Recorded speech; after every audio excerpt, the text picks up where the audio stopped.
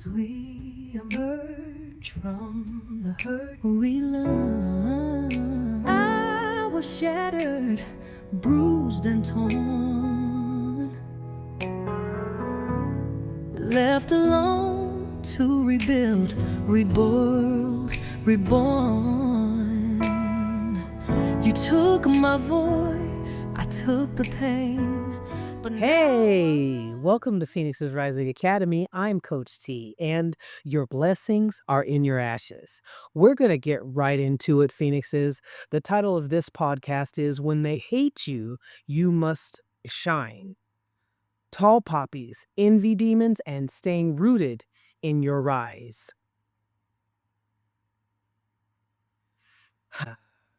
Let me say something bold and true. Hate is spiritual jealousy wearing dollar store cologne. It stinks, it lingers, and it ain't about you. It's about what you represent. You shine from the inside out, and their shadows are screaming. You rise, and their wounds reopen.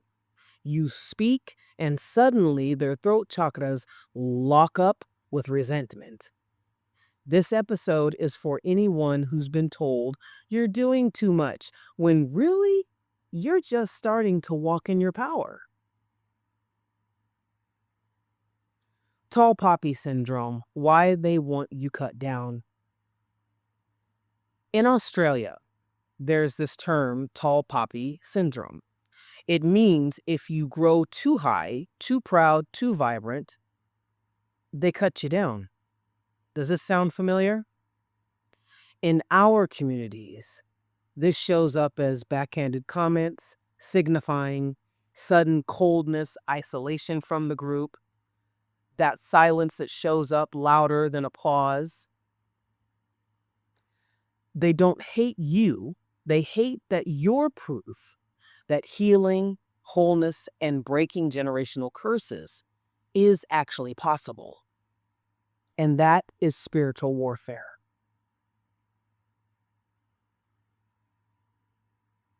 Pathological envy, the demon that drives haters. Psychologically, this isn't just insecurity, it's pathological envy, a soul sickness that eats from the inside out. And what does it look like? Well, this is if we're coming from dealing with cluster B personalities and their flying monkeys. Cluster Bs are body snatchers. So they're going to try and copy your style, and at the same time, they're going to resent your originality, that it came from you. They're going to warn others, you better, to watch out for you, but studying your every move. I mean, from your smile to your eye movement to, the way that you walk. They smile, but their energy is sour. It's disease in motion, right? So they don't, and I had this experience with a person who ended up being a complete sociopath. I mean, not just a cluster B personality. This creature was so disgusting. And but beings that, this is the beauty of God giving us our gifts. And see, just like cluster B personalities, this is why we call them cluster B personalities. This is why I don't really use the term narcissist as much, because it's overused and it's glorified in America. Cluster B personality means that you have this cocktail, and I've noticed that they keep changing, right? It's kind of like a Mandela effect. They keep changing what a cluster B personality consists of, and what is all underneath that umbrella, right? But then when you hear the older tapes, you'll see they say, well, there's 8 cluster B personalities, or characters. And so that's what you're dealing with. You're dealing with a cocktail of demons, whereas with us, you're dealing with a cocktail of light, right? We all have the same spiritual gifts. Just more, some of ours are more enhanced than others, right? It's like if I go into the music business not only I'm not just an artist. I have to go in there knowing business accounting, music accounting, knowing about copyright, all that stuff, right? Because you want to be you want to if you need it, if you need the skill, you have it. Okay? And that's what it is with us. And so when dealing with this woman though, um my God, she saw something, she could tell something, and from that point on, like, I was living with her, and but from that point on, she thought, I think she thought that she was going, because she had been doing this for at least 50 years, and I'm not exaggerating. She was doing this for a long time, where she would target people and systematically break them down to nothing until they were nothing but decay. And I mean, like, you know what I mean? Like unaliving men. And she had gotten away with it because she had been using witchcraft. She had been into the occult and, you know, all this stuff. So yeah, it's, when she smiled at me, it wasn't that when she would smile, it wasn't that she was happy or, of anybody. She was not, she was jealous of everybody. I mean, she was jealous of other DJs because she was a train wreck DJ, right? And she didn't know what she was doing. She didn't have any skill. And she was bragging to me, oh, I've been doing this for 18 years. 18 years, and you don't act like a DJ. You act like somebody who's at a party and you're just playing music. You're just handling the music. You're not DJing. To me, the definition of a DJ is somebody who creates their own music, you know? Um, and so she was just always nothing was always it was any good for her. And when I left, she discarded me, and I shut the door on her because I'm like, because she started to get mad. She didn't look, she didn't look she looked crazy anyway. She had thyroid of the eye. So her eyes were always bulging, and and she would stare at you. I mean, like, stare at you without blinking. Craziness, you know? And so what she saw in me, she then, once I blocked her out and refused to talk to her and went about my journey of recovery, she decided that she was going to make my life hell and block me from love, block me from everything that she didn't have. Come to find out, these people who have, tall poppy syndrome, and like to cut people down, it's they are so empty, right? You don't attach yourself to an empath, cluster B personalities, if that are listening. You don't do that. The reason why I've survived every type of murderous attempt on my life that you guys have implemented, and as a collective, I mean, I'm talking a small army of you, a race of you, is because you don't know what kind of empath you're getting. Even in my novice days, I have more power in my pinky nail than you, because it's the nature of the energies that we work with. You work with death, doom, and decay. I don't. I go right to the source. That's why I said I don't have to have a cauldron or a little devil, you know what I mean? Or whatever, Sante Muerte altar or whatever that you guys do. Don't have to have all that, right? Most of us don't. And I've always been aware. So when you're messing with an empath, and you're tethering yourself to them and trying to have this fake soulmate relationship, what I saw in these people, and this has been 3 people, 3 women, I out of all of them, this woman, Olga, is the most grossest. Like, her soul there's nothing. And that was absolutely, it was scary and bizarre, because there's nothing there. There's nothing there but death, decay, and rot. And she doesn't, her whole focus, when cluster Bs grab onto something, they grab onto it until it's over with. until it reaches a climax and collu- uh, uh, conclusion. And that's where she was. So, and that's where she has been. She still keeps doing it, and people believe her. It doesn't matter that she's a pedophile. It doesn't matter that she's, her and her cult have sacrificed, worked at kill shelters to be able to, and use the fact that they're working at a kill shelter to do rituals and sacrifice animals, and you know what I mean? Like, I mean, the list goes on and on with this person, and she is absolutely, in her whole entire witch covenant, that she was bragging about. And she did say she was a witch. She was cackling, whatever. It's like, ugh, dude. You know, there are people out here like this that want to cut us down simply for, not because of who we are, but what is in our soul. When she saw, because I didn't know, you know what I mean? And here's the thing. Some of us have this way of knowing that we know that we know. And so we just go. We're doers. I've never liked it. When I was in college and I would go to these mostly white colleges where people would sit there and analyze every little thing to death.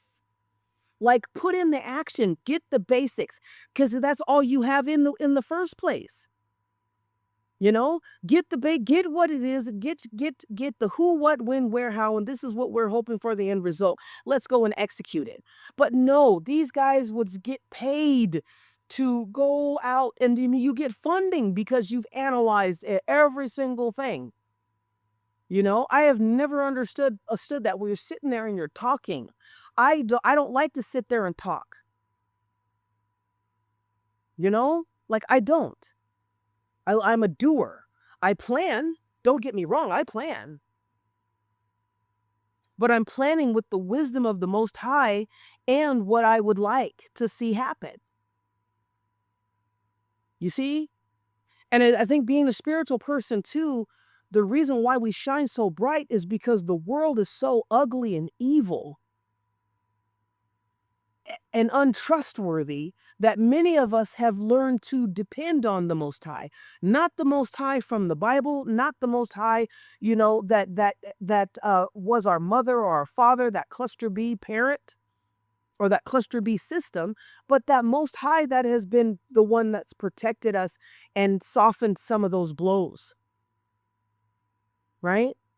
So, I just wanted to say that, because that's a personal experience of my that this I mean, this, and she's still doing it. It's not, I you know, and I know that some of us have those people in our lives, and I see this on TikTok, on YouTube, is where you have people who have been rejected, and because they had an agenda and they targeted us, and when they find out um that we're not going to allow them to cut us down so easily, or that we were never an easy target to begin with. We were just full of love. So the whole point of people going after you and cutting you down is because you are full of love. And they don't, if I were to tell you guys the story of my life from beginning to end, because I have made counselors cry. That's why I don't go to therapy. Because when they ask, and I mean, I've made them fall in love and I've made them cry, and I don't want either of that. I just want to have a session, and because sometimes I'm like, okay, I know that this is going to be the end result. It's hard getting a therapist. Number one, it's hard getting a therapist that can meet you on the level that you've had to rise out of. And number two, that is not either going to try and use you as a guinea pig or manipulate you in some way, or is not going to be like, oh my God, how are you surviving? Like, you know what I mean? Because that's scary too. I'm grateful that they're empathetic towards me, but I'm like, I start feeling, responsible, because it's like they're about ready to crash out where I should have. You see? And so it's more protecting, it's not downing them. Thank you for having that empathy. I mean, as you know, a spiritual being having a human seeing that and hearing that, it does my heart good. But you know what I mean? I don't want to have to pick you up off the ground because as an empath, you've absorbed what I just told you, and now you're crashing out, you know? But but that's the reason, you know, it's because of they are truly empty. Like I have felt it, and there was one lady, her soul, it was like it was a hollow cave of, I mean, but and the cave was just like it was putrid. And she's the one that brought me there. Like you're tethering on to me, right? They tether on to people who have strength, right? Who have strength to heal, who have courage to heal, who have the wisdom to heal and to be consistent, right? And so they get mad, which is what this woman does, which is what gang stalking is. It's based, that's why I said gang stalking is a sorority for cluster B personalities and their flying monkeys to collectively rain down hell and hell and hail and hellfire on a target, a chosen one, an earth angel, somebody who has, you know, is destined for greatness, who is supposed to be a superstar, so to speak.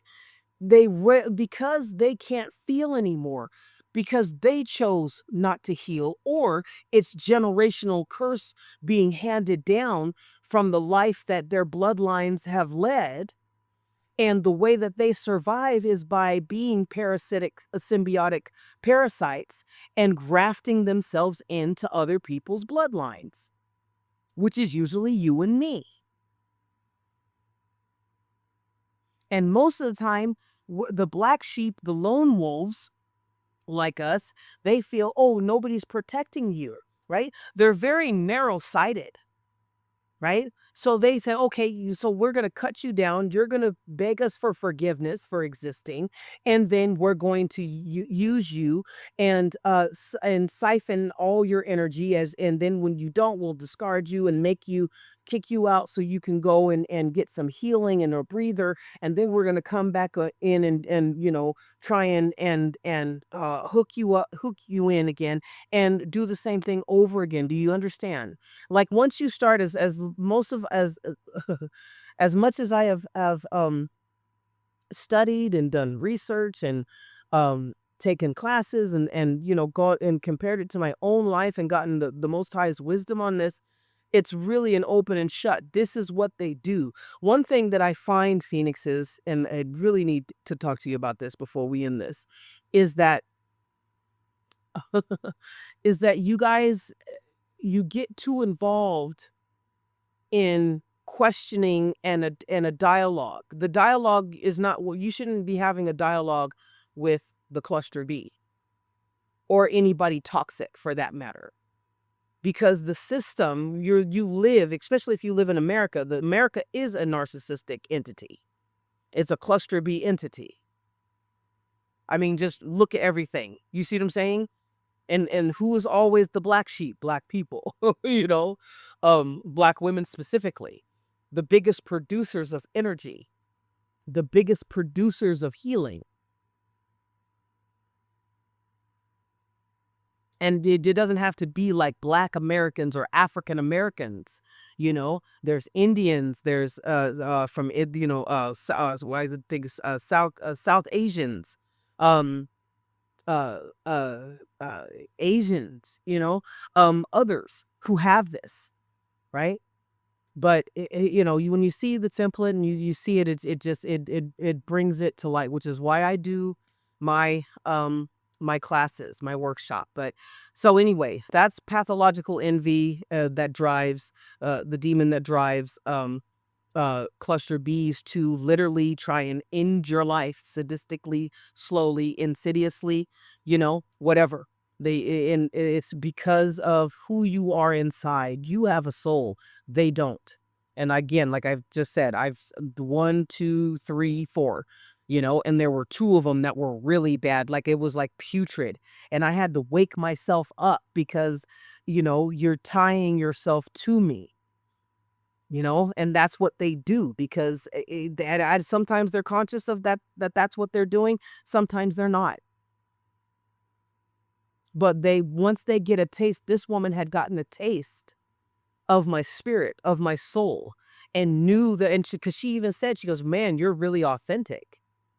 And she was, acting like she was blown away, but she was mad because I wasn't like, gushing or, you know what I mean? Like there was no ego in this. Like I know what I am. You know what I mean? I know who I am. So anyway, um, okay. Yeah, that's it. So you got to be careful. But so the action, keep showing up in rooms where your name causes allergic reactions. Post your content, wear the color that they said that they didn't like, and constantly, consistently speak your truth from your soul. Set the boundary and don't explain it. Keep your soul clean and let the envy expose their shadow work, not yours. You are not the problem because you became light in a room full of moss. You are the medicine, the mirror, and the move of God they didn't see coming. Let them whisper, let them watch. While they spiral, you will rise, tall, rooted, flaming, with purpose. All right, sweetheart. So hopefully you got something out of that. I want to let you guys know that there is, if you go to my About page on my YouTube channel, there is a free audio download called Throne of Light Energetic Shielding Meditation. I absolutely recommend that you go and take advantage of it, especially because it's free. Join our workshop, sign up. I'm good. The dates are I'm working with, but right now, we're gonna see if we have anything for August 20th, if we can actually do it. This is all online. I work with you guys every step of the way. It's called From Sealed to Healed. It's an 8-week live workshop. You get a workbook. There's quizzes. We're building camaraderie. We're building a community. And it gets you understand cluster B personalities. And it also starts with, it helps you gives you 4 tools to be able to excavate to your authentic self. Again, if this touched you in any way, please subscribe to the channel and hit the like and the bell so that you can be notified when I post again. And Phoenix is Rising is a community for focused on helping Black lesbians heal from cluster B abuse and being in toxic environments and patterns, and to help them learn to recognize patterns in their lives and how to break those patterns in their lives, to help break those generational curses so that they can live free and from their authentic self, and so that it never becomes a question that they have spiritual gifts or are chosen by the divine Most High, but now it's a way of knowing. Okay. So, until next time, from the ashes, phoenixes, we rise. From the soul, we You lead. took my This is Coach T, voice, I and took I the love you. pain, but now I rise, I'm breaking chains.